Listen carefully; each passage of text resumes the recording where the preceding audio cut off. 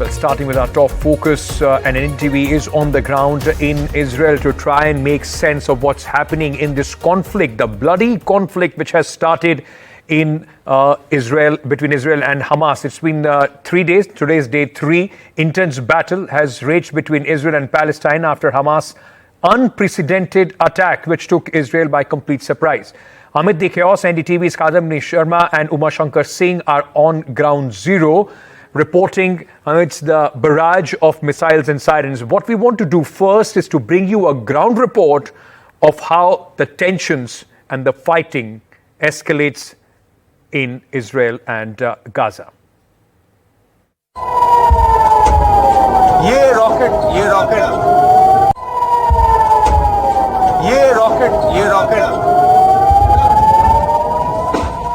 ये रॉकेट अभी चला गाजा पट्टी की तरफ से और हमें ये शेल्टर लेने के लिए यहाँ बंकर में आना पड़ा है। ये जो आवाज़ धम-धम की आवाज़ आ रही है वो ये देखिए हम यहाँ अभी सेफ जगह पे आ गए। यहाँ पे तमाम लोग जो हैं वो जुटे हुए हैं। तो ये पहला लाइव वास्ता जो रॉकेट अटैक हो रहा है गाजा पट्टी की तरफ से, उसका पहला लाइव हमारा सामना हुआ है। We reached the hotel and immediately the siren went off and we had to run inside into this और हमारा सामान अभी भी बाहर ही पड़ा हुआ। सामान बस लगे still outside। देखिए रॉकेट का लगातार जो रॉकेट की जो बारिश है वो हो रही है और ये देखिए दिन में आसमान में इतने सारे जो रॉकेट चारों तरफ से धमाका। ये देखिए पूरे आसमान में जो रॉकेट है, रॉकेट ही रॉकेट। और बंकर में भागना जो है वो मुनासिब है, लेकिन क्योंकि यहाँ हम ये दिखाने अपने दर्शकों को आ रहे कि देखिए किस तरह से एक साथ सैकड़ों की तादाद में रॉकेट का हमला। सामने गाजा है, सामने गाजा पट्टी की तरफ से ये तमाम रॉकेट जो है वो छोड़े जा रहे हैं और यहाँ आवाज़ आसमान जो है वो धमाकों से गूंज रहा है। और देखिए किस तरीके से धुएं के छोटे छोटे गुबार जो हैं वो ऊपर नज़र आ रहे हैं। जहाँ जहाँ इंटरसेप्ट हो रहा है रॉकेट, और कई रॉकेट जो हैं वो जाहिर सी बात है कि रिहायशी इलाकों पे गिर भी रहे होंगे, जिसकी बाद में जिससे क्या नुकसान हुआ इसकी ये बात जो है बाद में पता चलेगी। तो ये एश्केलेन शहर की हालत है और रह रहकर यहाँ पे सायरन के साथ साथ इस तरह के धमाकों की आवाज़ आती है। This is the residential area where the first barrage of rockets, one of them hit this area. Now if you look at these areas, this is a residential area. There were families living here, there were elderly, there were children, there were people who had nothing to do with whatever is going on, and this is what happened. The rockets came from Gaza. The Iron Dome must have intercepted some of them, but of course this building was hit by these rockets. If you look at the situation here, you would see all sorts of stuff here. This is the household stuff. There's an air conditioner. There is a whole lot of chairs and glass. This is a picture of the destruction which has taken place here. Now everything here is part of a household somewhere. In this apartment building, at least 3 of them were really badly hit, and we can see that it is not livable anymore. The families have left here, this residential building, and even now if a siren goes off, everyone is supposed to head to the bunker around. There's a bike right there. These are the mattresses. We just have to understand that this is the life of people here. Now this has been happening continuously since Saturday morning. Now, there is brutal repression. In fact, the brutal response of the Israeli army and the government, in fact, backing that response. Defense Minister of Israel coming out and saying that they have immediately stopped all supplies, electricity, water, food and other aid to Gaza. But the larger question despite this crackdown, remains the attack on Israel by Hamas, which has, it was an unprecedented attack, which completely reflects on massive intelligence failure for a country that claims to have a massive security and intelligence grid and infrastructure. The question then is, how was Israel caught completely off guard when Hamas launched such a massive offense? Mohammad Ghazali explains.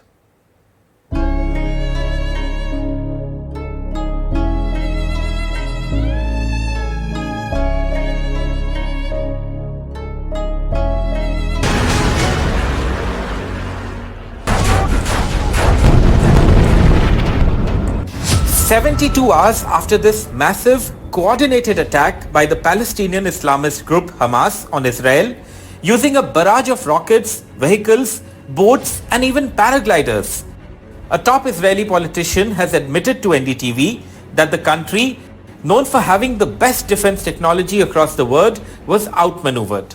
Of course, we have a huge intelligence failure on our hands, and we will deal with it after we will deal with the more urgent thing we need to deal with, which is making sure we are taking their capabilities from them.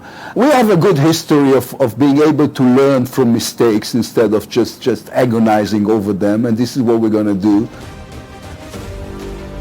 Saturday's assault by Hamas was the worst breach in Israel's defenses since 1973. Such was the extent of the failure that Hamas even took multiple hostages, some of whom were paraded before being taken to the Gaza Strip. There are also reports of cyber attacks on Israeli websites and servers, including those belonging to the media. In this opinion piece for the New York Times, Thomas Friedman, veteran American political commentator and author who is considered an authority on Israel, says Hamas conducted practice maneuvers along the Gaza border in the past few weeks, but the Israeli military misinterpreted them as bluster. Sources say Hamas managed to keep its plans under wraps for as long as 2 years. After every escalation, Hamas pretended it did not want a full-blown war. Experts believe Hamas could even have disabled cameras and sensors near the border. All this despite the fact that for Palestinians in Gaza, Israel's eyes are never very far. Surveillance drones buzz constantly from the skies. The highly secured border is awash with security cameras and soldiers on guard. And intelligence agencies work sources and cyber capabilities to draw out a host of information from Gaza. I think it made it easier for them because Israel during the last years and months, they have withdrawn some of their soldiers from the area because they have established what's called a clever fence, and maybe they thought that Hamas wouldn't be able to cross this fence. The crisis is still unfolding in Israel, and nobody knows that when normalcy will be restored there. And before any response to the question that what went wrong, it is the invincible image of Israel which has taken a severe beating.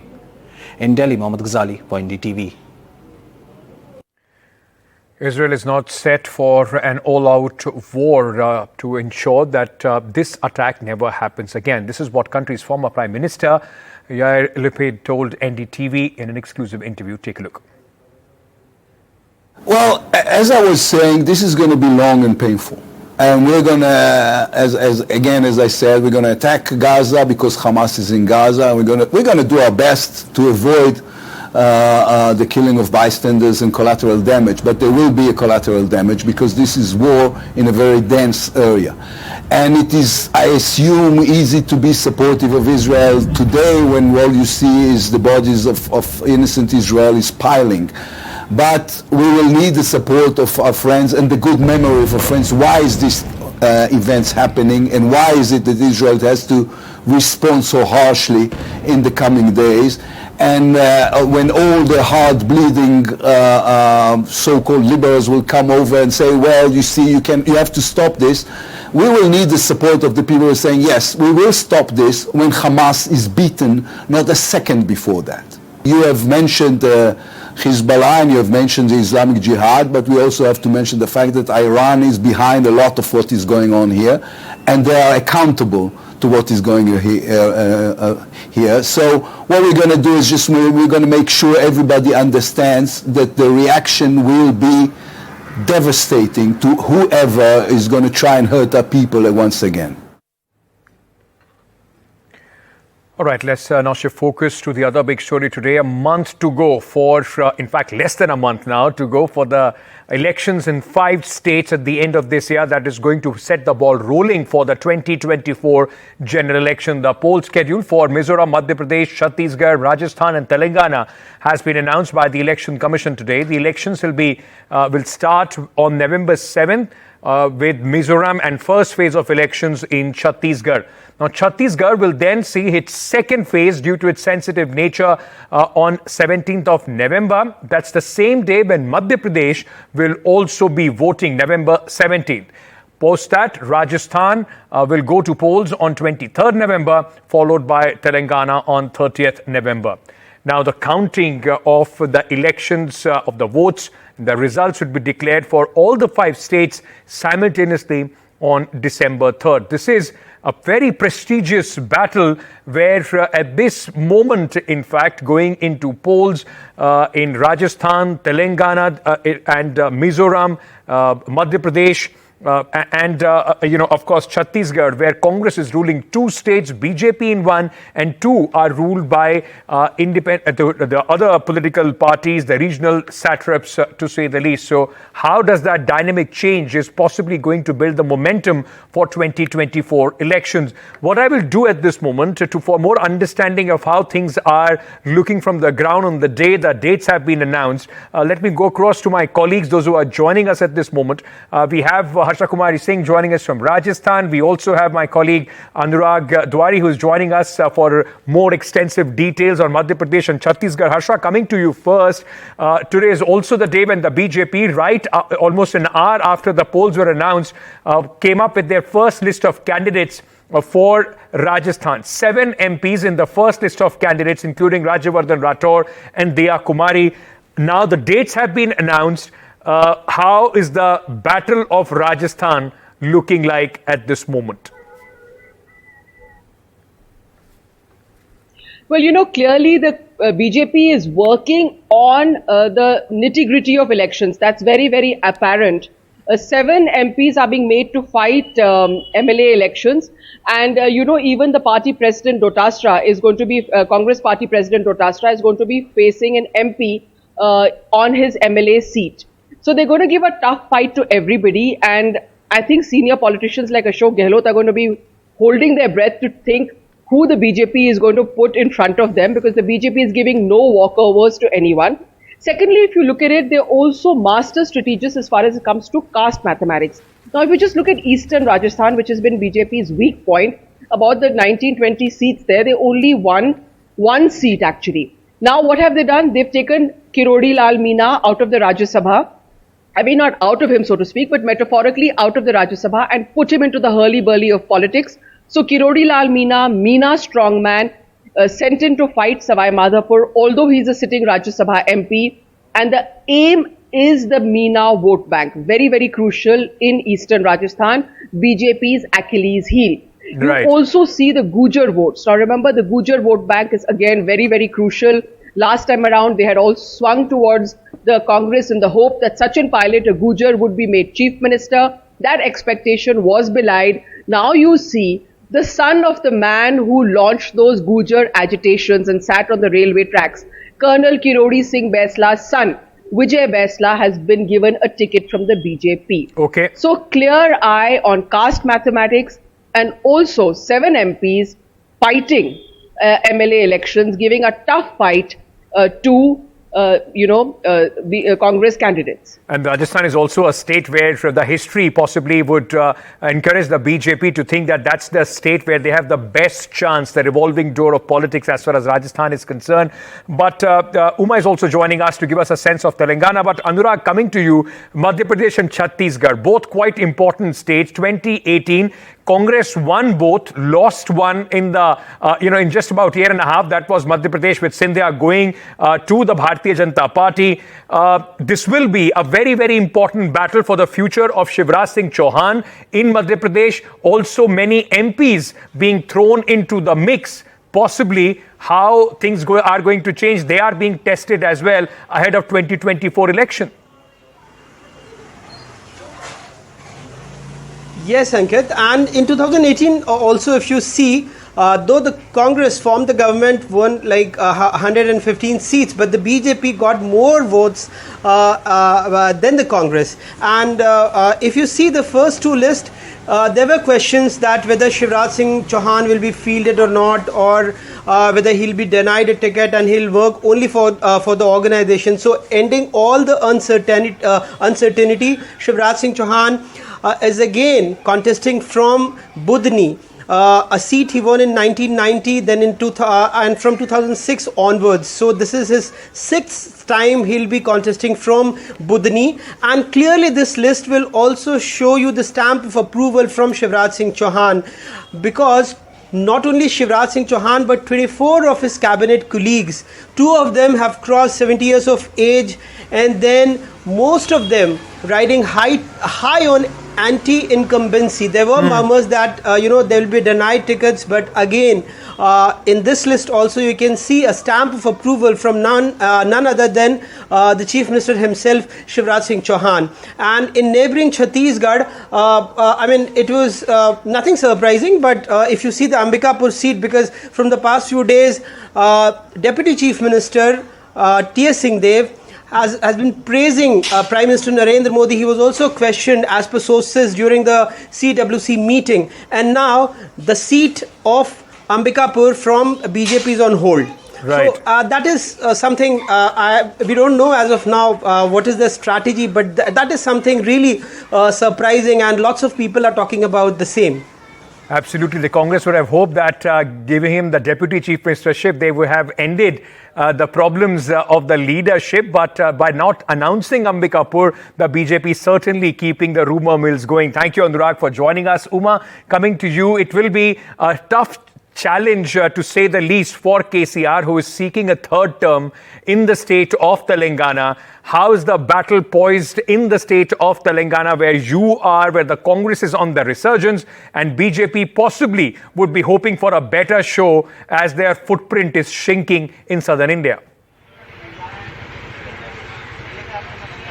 Yes, indeed. BRS hoping for a third term in office, and they are really banking on KCR to get them once again to power here. And BRS was first off the list, announcing all its candidates and going with 90% repeat candidates of 2018. And that's something very interesting, and they are hoping that it is the KCR factor that is going to overcome any anti-incumbency if they're on the ground. Already KCR today has announced that on the 15th is when he formally starts his campaign, when the B forms will be given out. The manifesto, they are saying, is something that will take everyone by surprise. Already they are on the back foot with the 6 guarantees that the Congress has spoken about, spurred by the victory in Karnataka. They are certainly on a resurgence here, and they're also talking about OBC as a big category, and their lists are not yet out. Of course, their screening committees are meeting again and again, because they're saying 70-80 candidates finalized. For the rest of it, they still have 2 or 3 contenders for each seat, and that should not become a problem within the Congress, and that's one reason why they are taking their time over it, and we are expecting that their list should be out soon. BJP, interestingly, though did not have much of a strength, repeating the same formula as elsewhere. All its MPs, 4 MPs here, going to be contesting the assembly elections. The other MLAs, yes, who got elected in the bypolls are also going to be contesting, but interestingly, the only MLA who got elected in 2018, Raja Singh, not being mentioned. He was suspended from the party. But interestingly, like you said, BJP is certainly hoping to be part of the government in after December 3 counting happens. Right. And already the leaders are saying that possibly it's going to be a hung assembly, and BJP will have a role to play there. Back to you. All right, Uma, thanks for joining us. What we'll also do, we'll just go across to my colleague Ratnadeep now, who is joining us with more details from Mizoram, because that is also going to be an interesting state, ladies and gentlemen, where at this moment, an NDA ally, though they have been not very happy with what has been happening in Manipur, MNF is in power. Ratnadeep, it is going to be a very, very interesting contest because MNF has already taken an anti-BJP position when it comes to Manipur. How much of a factor is Manipur going to be in the upcoming polls of Mizoram? Well, Manipur is not going to be a direct factor, but it has already created an image for the incumbent Chief Minister Zoramthanga, who is the tallest leader of MNF. And remember, Mr. Zoramthanga in this entire Manipur crisis has been seen to be, sheltering the people who got internally displaced from Manipur, particularly from the Kuki and Zomi community. And in past 1 year or so, he has been seen actually taking a strong stand against perhaps the wish of as well in terms of the refugees who have been pouring into Mizoram from neighboring Myanmar ever since there has been the coup in Myanmar and subsequent fights between rebel groups there and the Myanmarese army. A lot of Chin community people have come there because the Mizo people of Mizoram have very close connections with the Chin people of Myanmar as well as the Kuki-Zo community of Mizoram. So therefore, for a larger tribal cause, his image has got a boost ahead of the elections. That is something which is going to play out. But already with the polling and counting days out now, the main ruling party, the MNF, as well as the opposition, the Congress, as well as the church bodies have expressed their displeasure with the counting date, because it falls on a Sunday, which is a service day for the Christians. Mizoram has over 87% Christian population, and therefore the ruling party MNF as well as the Congress and some of the church bodies have already appealed. They're going to write to the Election Commission to change the counting day for Mizoram. So that will be very interesting. But otherwise also Mizoram elections with only 40 seats or with only 852,000 voters going to be very crucial, because this time the MNF like previously is contesting alone, not going with any sort of alliance with the BJP. The BJP would like to increase their tally from 1. Last time they opened their account, but for the Congress this is a survival battle. And also the dark horse is ZPM, the regional party. Ratnadeep, thank you for joining us with all those details. Can the Congress see some sort of a resurgence in Mizoram and hopefully some sort of a resurgence in Northeast as well? Or it was going to be the local satrap, the MNF, under the current Chief Minister, which is in a strong position, possibly is going to go all the way? All those interesting questions will be answered on December 3rd, and NDTV will get you the latest.